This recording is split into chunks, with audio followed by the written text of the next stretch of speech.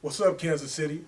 Education is the medium by which a people are prepared for the creation of their own particular civilization and the advancement and glory of their own race. That is a quote I just read to you by Mr. Marcus Garvey. I'm your host today, Glenn Brian Frizzell. We have with us our special guest, Dr. Rodney D. Smith, who is the Associate of Academic Support and Mentoring at UMKC, Right. Associate Director. Right. Dr. Smith, you have your doctorate in education. Can you tell us what you did your thesis on? Good question, Glenn. I had an opportunity to direct a youth development program in Nashville, Tennessee, called the 100 Kings Program. And we had these young men from the time they were in the 5th grade until now, they are seniors in college. And so at the end of the program, I was completing doctoral studies, and I wanted to capture their perspective and their perceptions of the program.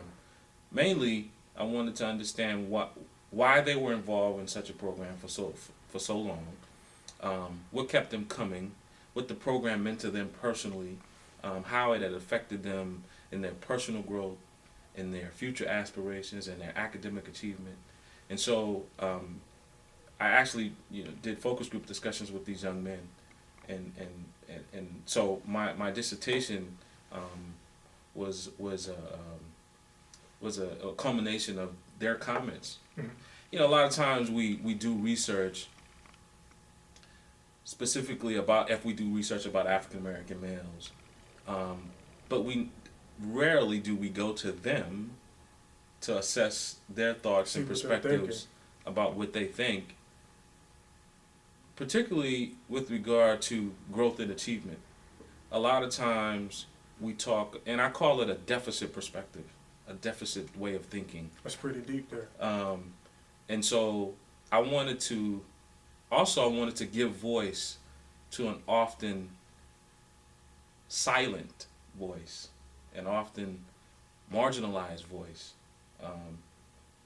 African American men are achieving and have been achieving, and I wanted to highlight the fact that these young men were achieving.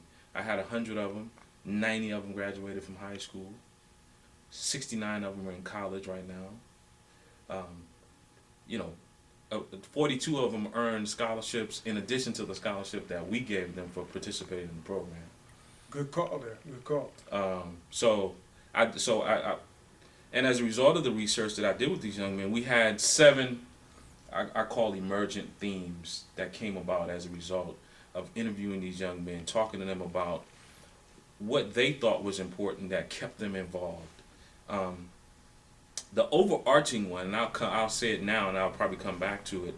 The overarching theme that arose from my research was the sense of brotherhood that was established among them.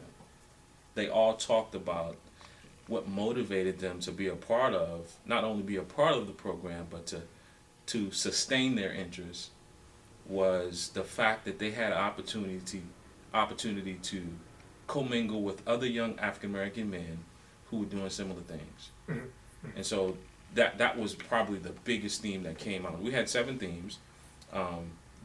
One of them was the consistent and constant interaction and mentorship that they got from older gentlemen in the community, like you and like me, who spent time, mentoring them, And we also did a lot of during the summer months. We did a summer camp, if you will. We call it a Summer Institute, and we hired African American male teachers who were Metro Nashville public school teachers at the time, and we designed this curriculum to keep these young men academically engaged throughout the summer months. So one of the themes that arose from the research was the academic enrichment that they were provided during the summer months. In Tennessee. They often talked about the fact that when they went back to school in the fall, they were a step ahead of perhaps classmates because they were academically engaged throughout the summer months. They didn't lose anything, if you will. They were gaining ground during the summer months. Let's talk a little bit about you, Dr. Smith. You Sure. grew up in Georgetown, South Carolina. Absolutely. Did you ever envision yourself one day becoming a doctor and working at UMKC? You know, that's a good question, Glenn. I didn't. You know, similar to a lot of young men, African American men in particular. Had you asked me what I was going to do when I was, say, perhaps 14 years old, if you'd asked me when I was 14 what I would be doing professionally, I would have told you a football player. Mm. You played football. I played football. I was a quarterback. I was almost good enough, you know, and so that kind of led me to believe that I could play at a different level, you know. But in some regards, I think it was a blessing that I wasn't able to play at perhaps the collegiate level or the college level. I mean, or the professional level, because now I feel like my career is just beginning in a lot of ways, and a lot of my friends who did get an opportunity to play in college and play professionally, their professional careers are over, football-wise, and now they're having to rebuild their lives and not necessarily know where it is that they're going to land. I mean, because, you know, the professional career, typically, specifically of football, averages is about 3 years.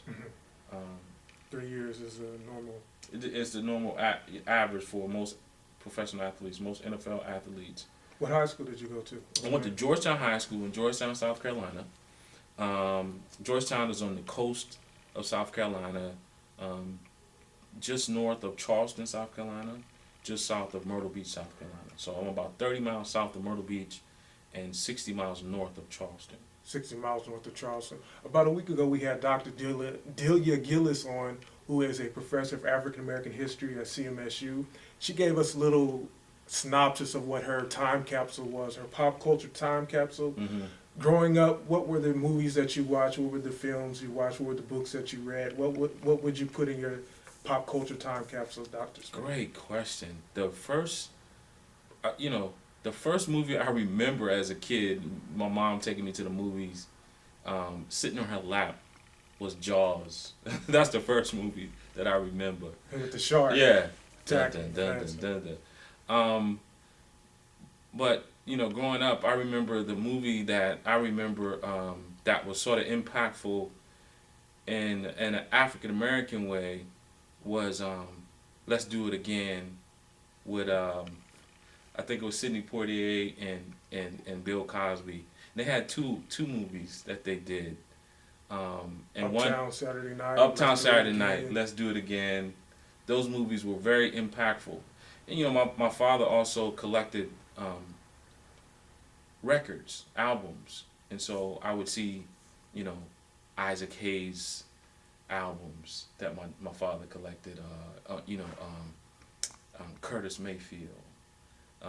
So those are the kinds of music and movies that I sort of grew up on. Superfly.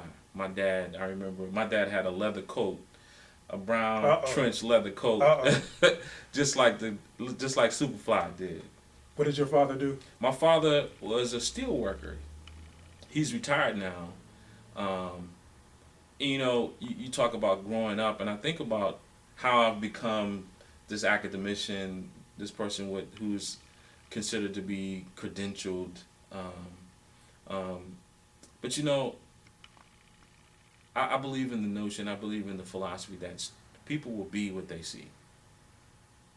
And my father, I call him the blue-collar Bill Cosby. He was the neighborhood's father. He was not only just my father, he was the neighborhood's father. But I also had other men in the community who were being fathers to their children, and not only just fathers to their biological children, but fathers to the rest of the community. I remember taking my wife home this past Thanksgiving, and I introduced her to one of my basketball coaches from when I played basketball in middle school. And when I introduced her to him, you know, I said, this is Coach Davis, but he raised me. You know, and I started thinking back to my life, and I had all these examples of, nowadays you hear students, I had some students in Nashville even, I remember one young man told me, he said, you know, Mr. Smith, I really appreciated the 100 Kings program because I have never had an African American teacher. And you started that yourself, the 100 Kings. We started the program, the 100 Kings, and he told me that I've never had an African American teacher. The impact that had. Let alone African American male teacher. He said, I've never had an African American woman teacher, female teacher. And I think back over my life, starting in the 2nd grade, I had Miss Sumter, who was African American. Miss Atkinson was my 3rd grade teacher, was also my neighbor who lived around the corner from me. And my mom babysat her son. My 4th grade teacher, Miss Jefferson, was also the first lady in a very prominent African American church in my community. My 5th grade teacher, Miss Washington, was my next door neighbor. I mean, literally right next door to me. My 6th grade teacher was also my dad's best friend, but I called him Uncle Herb. He was my 6th grade teacher. That definitely can make a big difference. And so I didn't realize how impactful these people had been on my life. I was just living life as a kid growing up. Right. You know, my 7th grade teacher, Mr. C.O., and I had Mr. J. Green, Mr. T. Green. These are all African American men. Mr. Williams, who taught us social studies. In the 8th grade, I had Mr. Pinckney. And Mr. Pinckney was also one of my best friend's uncle, and lived in the neighborhood. 9th grade, I can imagine. 9th grade, I had Mr. Schubert. Mr. Schubert was my 9th grade teacher. Was my 9th grade homeroom teacher all the way through, actually 9th grade, 10th grade, 11th, and 12th grade. We had homeroom styles, and so you went to the homeroom in the morning and then you dispersed to your classes. So we kept the same homeroom teacher the whole entire time we were in school. So my homeroom teacher was Mr. Schubert. All of these guys were influential. My football coach, who I talk about every single day, Coach Smith, was also my accounting teacher. And so when I went to college, and by the way, all these guys were Omegas. They pledged Omega Psi Phi when they were in college. Historically, African American fraternity started. So guess what fraternity I'm a member of? Kappa, Omega Psi Phi. Omega Psi Phi. I wanted to be just like these gentlemen. I wanted to be just like those gentlemen. Tell us a little bit about Morris Brown. Morris Brown was perhaps the best thing that ever happened to me. Educationally, socially, in all areas, it was the best thing happened to me because, I came from a really small town in South Carolina, population of about less than 10,000 people, one high school, one McDonald's, one Burger King in my hometown. All of us went to the same high school, and so for me to go to Atlanta was in a lot of ways a culture shock. I had never seen this many African American people, particularly my age, progressing towards, really, really impactful goals. I had an opportunity, when I was in the AU Center, the Atlanta University Center, Morris Brown College, Clark Atlanta University, Spelman College, and Morehouse. I literally was in school with Bill Cosby's son. Ennis Cosby was at Morehouse when I was at Morris Brown. Ennis Cosby went to Morehouse. He went to Morehouse. His daughter, one of Bill Cosby's daughters, was at Spelman. One of my classmates is Ahmad Rashad's daughter. Another classmate is Morgan Freeman's daughter. And so, I had an opportunity to go to school with African American students who came from a different background than I came from. You know what I mean? Though my father was a steel worker, and we lived in our hometown, because the economy is small, would be considered a middle class lifestyle. But compared to some of my classmates in college, they were truly they came from a different world. We got to fast forward here a little bit. I have a lot of good information we want to get in. Tell us a little bit about the Men of Color Campus Initiative at UMKC. Well, the Men of Color Campus Initiative was designed. We started it last year, 2012. Basically to increase or enhance student life and learning.